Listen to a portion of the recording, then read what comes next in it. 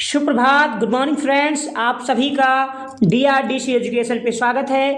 एक नए महीने की शुरुआत करेंगे एक नए जोश और एक जुनून के साथ। हम पढ़ेंगे 1 जून 2025 का करंट अफेयर्स, जो हिंदी और अंग्रेजी दोनों भाषा में उपलब्ध है। हमारे साथ आप नए हैं तो प्लीज़ सब्सक्राइब कीजिए DRDC एजुकेशन को, साथ ही बेल आइकन को प्रेस कर लेना ताकि आने वाला नोटिफिकेशन आपको मिलता रहे। साथियों, आज का अपना पहला सवाल है कि हाल ही में किस देश ने अपनी बहुराष्ट्रीय कंपनियों के लिए इमिशन ट्रेडिंग सिस्टम यानी ETS में भाग लेना अनिवार्य कर दिया है? जापान, ऑस्ट्रेलिया, न्यूजीलैंड या सिंगापुर? इसका सही आंसर है ऑप्शन ए, जापान। ETS का पूरा नाम है साथियों इमिशन ट्रेडिंग सिस्टम, और यह जापान में 2026 से लागू होगा। यह उन कंपनियों पर लागू होगा जो 1 लाख टन या उससे अधिक कार्बन का उत्सर्जन करती हैं। ग्रीन ट्रांजिशन और नेट जीरो लक्ष्यों को प्राप्त करना इसका उद्देश्य है। साथियों, अगला प्रमुख सवाल है कि स्वच्छ सर्वेक्षण ग्रामीण 2025 का शुभारंभ किसने किया? हु लॉन्च्ड स्वच्छ सर्वेक्षण ग्रामीण 2025? CR पाटिल जी, नरेंद्र मोदी जी, अशोक के मीणा जी या बी सोमन्ना जी? इसका सही आंसर है ऑप्शन ए, CR पाटिल। साथियों, केंद्रीय जल शक्ति मंत्री जो हैं हमारे CR पाटिल साहब, इन्होंने 29 मई 2025 को दिल्ली में इसका शुभारंभ किया। इस अवसर पर जल शक्ति राज्य मंत्री श्री बी सोमन्ना भी उपस्थित रहे। और यह सर्वेक्षण ग्रामीण भारत में स्वच्छता की स्थिति का मूल्यांकन करेगा, राज्यों तथा जिलों को उनके प्रदर्शन के आधार पर रैंक देगा। यह 34 राज्यों और केंद्र शासित प्रदेशों के लगभग 761 जिलों के 21,000 गाँवों को शामिल किया जा रहा है, और इसलिए ये सवाल हमारे एग्जाम में पूछा जा सकता है। आप इसे स्टार करके नोट कर सकते हैं। अगला सवाल है साथियों कि हाल में नोमैडिक एलिफेंट युद्धाभ्यास किन 2 देशों के बीच में हुआ? भारत मंगोलिया, भारत नेपाल, भारत जापान या भारत रूस? इसका सही आंसर है ऑप्शन ए, भारत और मंगोलिया के बीच नोमैडिक एलिफेंट युद्धाभ्यास हुआ साथियों। तो इसका सही आंसर है ए।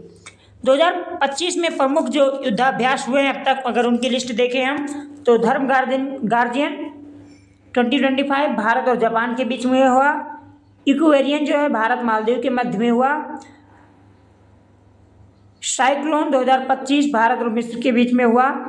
और लय पेराउस 25, इसे याद कर लीजिए, एक ये मल्टी युद्धाभ्यास था जिसमें Bharat, France, Australia, Canada, America, UK, Indonesia, Malaysia और सिंगापुर साथियों शामिल हुए।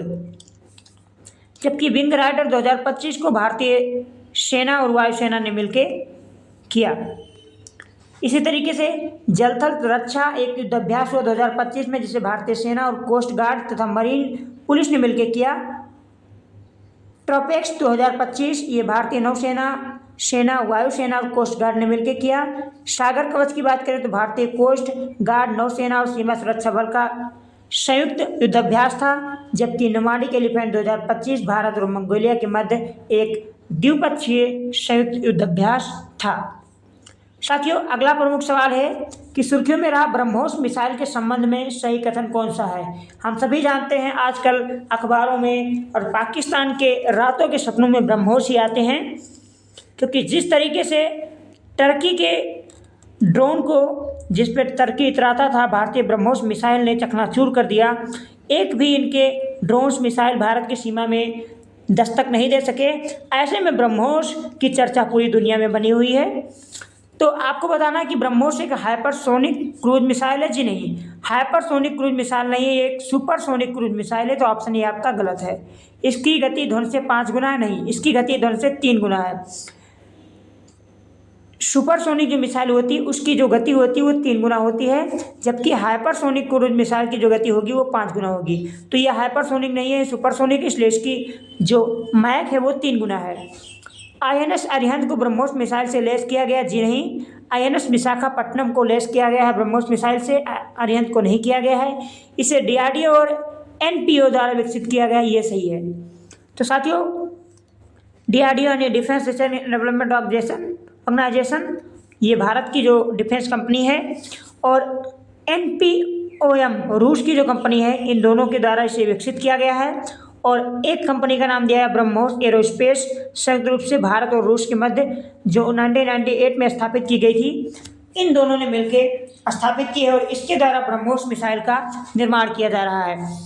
हाल ही में साथियों फिलीपींस को ब्रह्मोस मिसाइल की खेप भेज दी गई है और दुनिया भर के लगभग 20 देश अब ब्रह्मोस मिसाइल की डिमांड कर रहे हैं।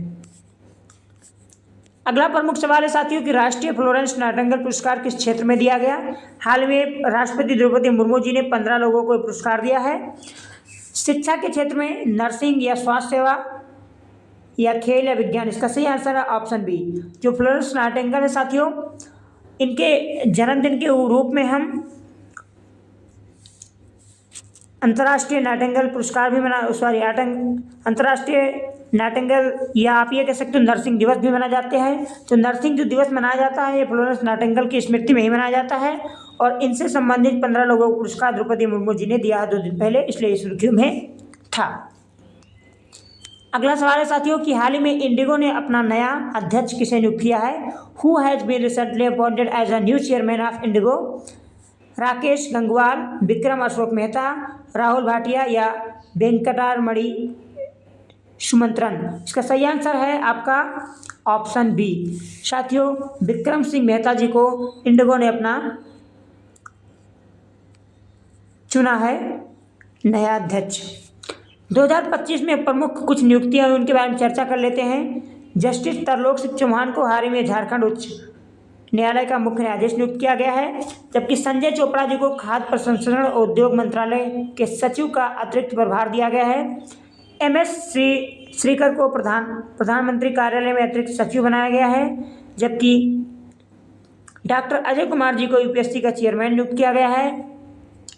तो ये कुछ प्रमुख नियुक्तियां थी जो 2025 के मई महीने में हुई। हाल ही में विश्व तंबाकू निषेध दिवस कब मनाया गया आपको बताना है। इसका सही आंसर है 31 मई को। साथियों हर वर्ष 31 मई को विश्व तंबाकू निषेध दिवस मनाया जाता है और ये इनिशिएटिव उठाया गया था WHO की तरफ से, यानी वर्ल्ड हेल्थ ऑर्गेनाइजेशन की तरफ से। मई महीने के जो प्रमुख दिवस हैं उनको एक बार देख लेते हैं हम। 1 मई को श्रमिक दिवस और 1 मई को ही महाराष्ट्र और गुजरात के स्थापना दिवस मनाया गया, क्योंकि साथियों 1960 में 1960 में महाराष्ट्र से अलग होके ही गुजरात राज्य बना था।